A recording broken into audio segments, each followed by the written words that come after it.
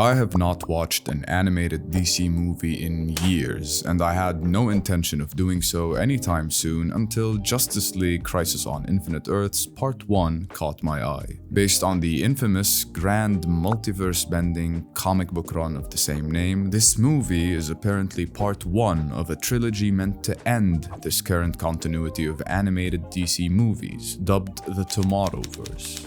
I have not seen a single one of the Tommorowverse run's movies, but according to the internet, I did not need to do so before watching Crisis on Infinite Earths, as even though these movies exist in the same continuity, you supposedly are meant to be able to view each individually. But now that I've seen this movie, I've really begun to doubt the truth in those words. Crisis on Infinite Earths is a complicated mess, but frankly, the lack of coherence and clarity was the least of this movie's issues. Without getting into spoilers, Crisis on Infinite Earths follows Barry Allen as the Flash, as he lives through multiple timelines at once, hopping from one to another and seemingly existing in all at once, somehow having become unbound by the laws of time. Shit happens along the way, which culminates in a multiversal threat which Barry and many more heroes are gathered to stop. Naturally, most multiverse stories are bound to be confusing, but story aside, this movie is just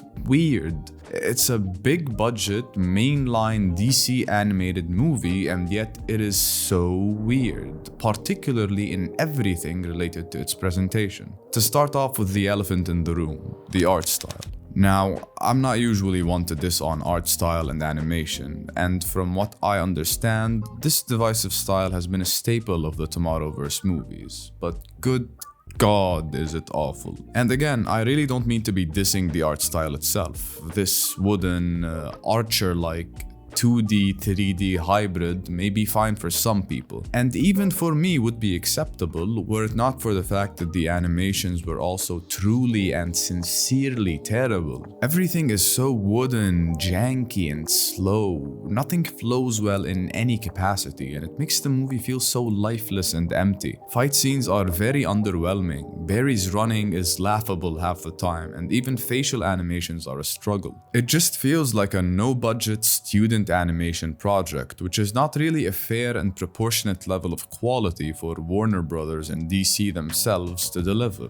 The lifelessness that this movie exudes is not just because of the animation, though. It's also in large part due to the dialogue, which is consistently hit or miss. You struggle through 5 or 6 awkward, roughly written lines to get to one acceptable one. They're so straightforward and literal that they sound like they're aimed towards children, which is surprising given that DC's animated movies usually target older audiences. I'm not trying to spoil anything, but there's this one joke towards the end of the movie that revolves around a superhero's name. And the joke itself, from writing to line delivery to the animation of the characters saying it, is so awful that it is genuinely bewildering that it made it into the movie. There are several more of these forced, jokey lines, mostly from the Flash because he's supposed to be a more light-hearted character, and they never land in the context that they appear in. Not even the voice acting can save this movie's mediocre dialogue, especially because the voice acting is nothing special at all itself. There seems to be a distinct lack of voice direction here, which makes every interaction between characters seem like it was recorded in vacuum, as opposed to sounding like an actual conversation with a similar flow. Matt Bomer is alright as Flash, but the quality of the lines he has to read bogs down his performance too, leading to some awkward instances on his part as well.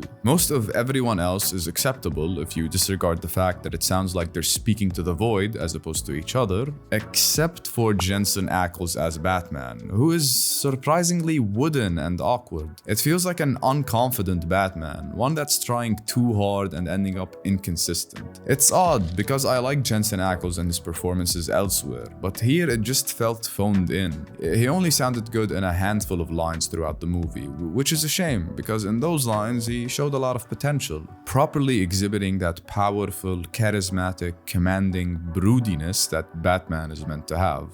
And what's up with all the pauses? Most of the time throughout the movie, conversations do not flow naturally at all, and that's from an editing perspective. There's usually 1 or 2 seconds of awkward dead air after someone says something and before the other person responds, which makes everything feel so incredibly awkward and uncomfortable. This even happens in situations where someone is meant to cut someone off. I feel like I see this type of editing in animated movies sometimes, but I always thought it was strictly in content made for very little children, and uses the pauses in order to make its dialogue slower and easier to digest for its child audience. Why it was done like that here, I can never understand, but it was so jarring it was almost unbearable. All things considered, the story wasn't bad. A lot of interesting stuff is happening, what with it being a multiversal crisis including dozens of heroes, even though I found myself often confused with all the timelines and different versions of characters. The ending was also ominous and vague, but that's more tolerable given that there are more parts to this trilogy and given that this movie aims to tie a lot of other animated DC movies together. One issue with the story is that it sometimes gets distracted doing things that have little bearing or relevance in the grand scheme of things. Some parts of the movie are mostly useless, particularly the whole timeline with the crime syndicate. It tells us nothing we shouldn't have learned elsewhere, just for the sake of shoving in the evil version of the Justice League, who is completely and utterly bland and who exit the movie in a laughably awful manner that disregards the depth of how it happens in the comics. If you remove that section and trim some of the filler fat in the rest of the movie, then eliminate all those awkward pauses before conversations, you could probably fit all of part 2 in here. Given that Crisis on Infinite Earths does include dozens of heroes, it also struggles to make them distinct or give them any sense of three-dimensionality, save for the Flash, fortunately. Characterization is bland and one-note for most of these heroes, and sometimes just disregards what we know about a character. Again, all things considered, it's still a decent story, and it actually has a couple of heartfelt moments that it executes decently. But at the end of the day, I couldn't fully enjoy it, even though I got used to all the weird dialogue and line delivery and pauses halfway into the movie. At the core of it, there's something really fun and really classic DC here. But even if I were to disregard my distaste for the art style, which I can easily do, the problems with this movie's presentation still remain too many, making for an awkward viewing experience that made me feel like I was 10 again, and not in a good way. I've always really loved DC, even though I've been mostly disconnected from the DCEU in the past few years, even with it coming to an end recently with Aquaman and The Last Kingdom. DC's saving grace on screen always was its animated movies, and I remember watching a lot of them from the previous continuity's run, the one known as the DC Animated Movie Universe, that I remember being very fun and looking very badass. But I guess with Justice League Crisis on Infinite Earths Part 1, I chose to jump back in at the wrong time. However, now that I have jumped back in, the flaws in this movie have kind of reawoken my interest in animated DC movies in general. So, I may go back and watch them all and see how they compare to this modern iteration. If that's something you'd be interested in seeing me do, let me know in the comments below. It could be fun, like a big multi-video review of every single animated DC movie, of which there are like more than 50.